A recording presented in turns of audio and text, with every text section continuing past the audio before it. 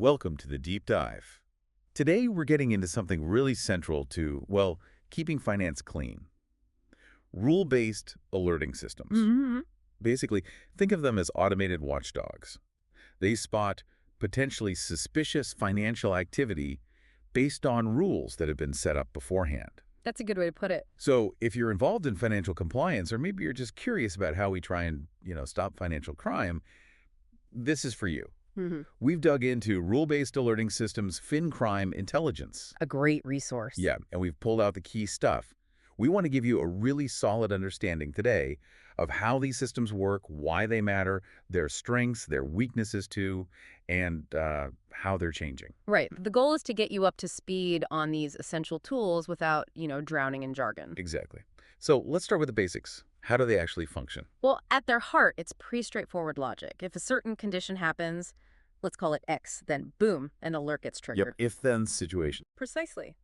These systems use programmed if-then rules. They're constantly scanning financial data, transactions.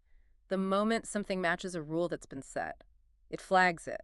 Potential trouble. Okay. Examples always help me. Can you Mark? give us some concrete scenarios, like what actually sets off an alert? Sure. Think about some classic red flags.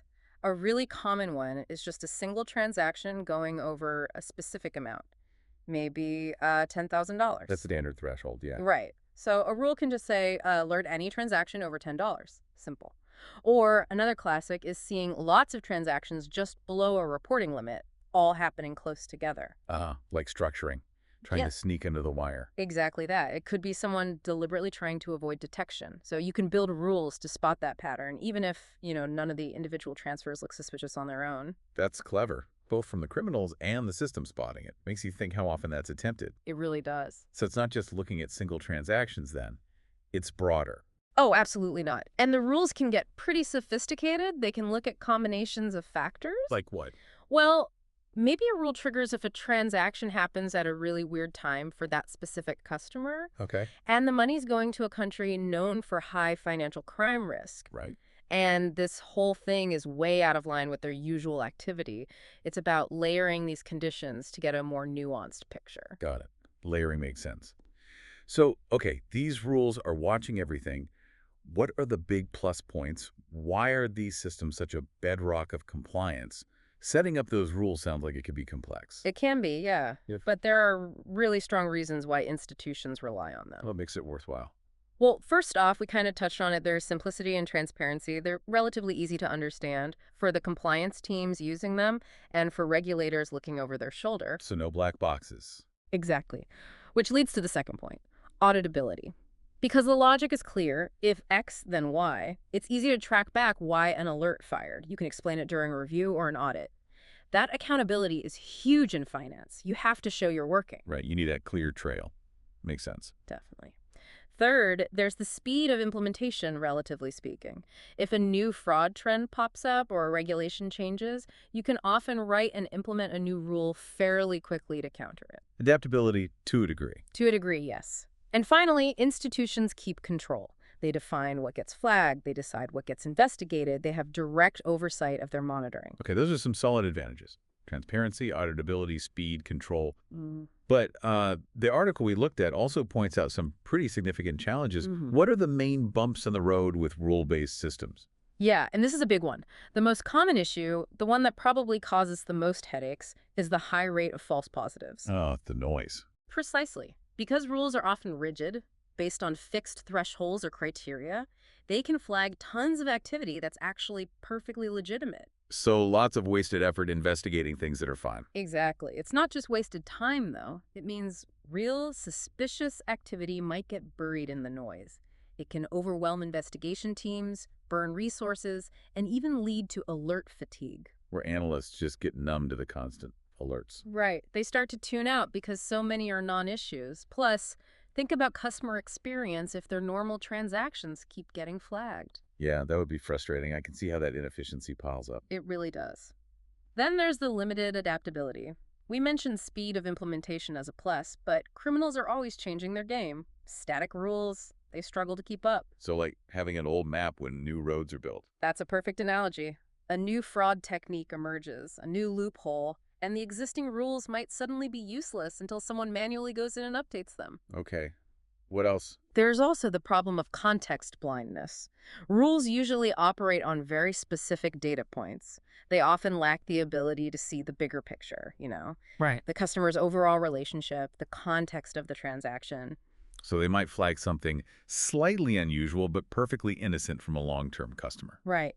Or, worse, miss a really sophisticated scheme because it doesn't neatly fit into a predefined box. It leads to both over-alerting and under-detection. Tricky balance. And you mentioned manual updates. Yes, that ties into the inflexibility. Fine-tuning these rules, adjusting them, adding new ones, it often requires manual intervention. That can be slow, complex from an operational standpoint, and that delay can be a window of vulnerability. Okay, so foundational, but definitely showing their age in some ways. The article talks about moving towards smarter systems. How are banks and others trying to patch these weaknesses? Well, the big trend isn't really about ripping out the rule-based systems entirely. It's more about augmenting them, creating hybrid approaches. Hybrid. How so? By integrating them with more advanced tech. Behavioral analytics is a huge piece of this. Instead of just, did this transaction break rule X, it looks at building a profile of what's normal for a specific customer. Like a baseline. Exactly. Their typical transaction amounts, times, counterparties, locations, you name it. Then, the system flags deviations from that pattern, even if no single hard rule was broken. It adds that missing context. So it learns what normal is for me and flags when I do something out of character. Precisely. Then you layer in machine learning. This brings that adaptability that rules lack. You feed these systems vast amounts of data, good transactions, bad transactions, and they start learning the patterns, the subtle correlations humans might miss. So they keep learning. They keep learning. Unlike static rules, ML models can adapt as new data flows in, getting better at spotting novel or evolving threats without needing constant manual rewriting. Okay, that sounds powerful. Yeah. What else is in the mix? Risk scoring engines are also key. Instead of just a binary alert no alert, these engines look at multiple factors. The rule triggered, yes, but also the customer's risk profile, the transaction context, maybe even external data, and assign a risk score. So investigators can prioritize, focus on the highest risk alerts first. Exactly that. Directing resources where they're likely needed most makes the whole process much more efficient. Makes total sense. And one more piece. Scenario testing and tuning.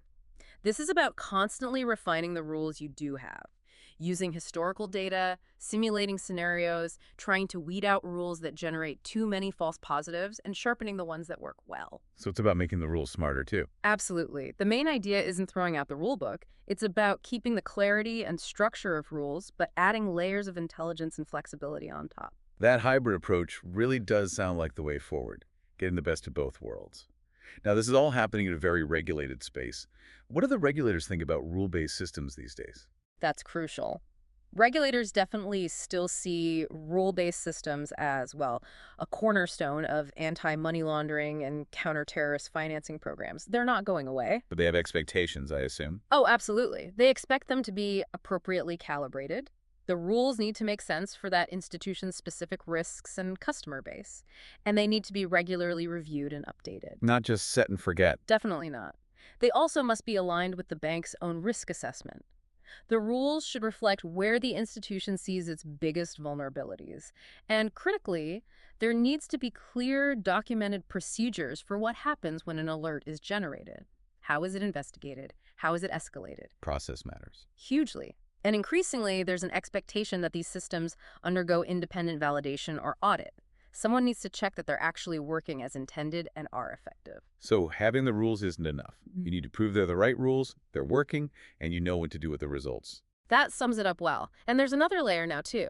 As financial crime gets more complex, using, sophisticated methods, regulators are pushing institutions to look beyond just rules. Towards those smarter technologies we discussed. Exactly. There's a growing expectation to adopt more data-driven solutions like behavioral analytics, like machine learning to keep pace with the evolving threats.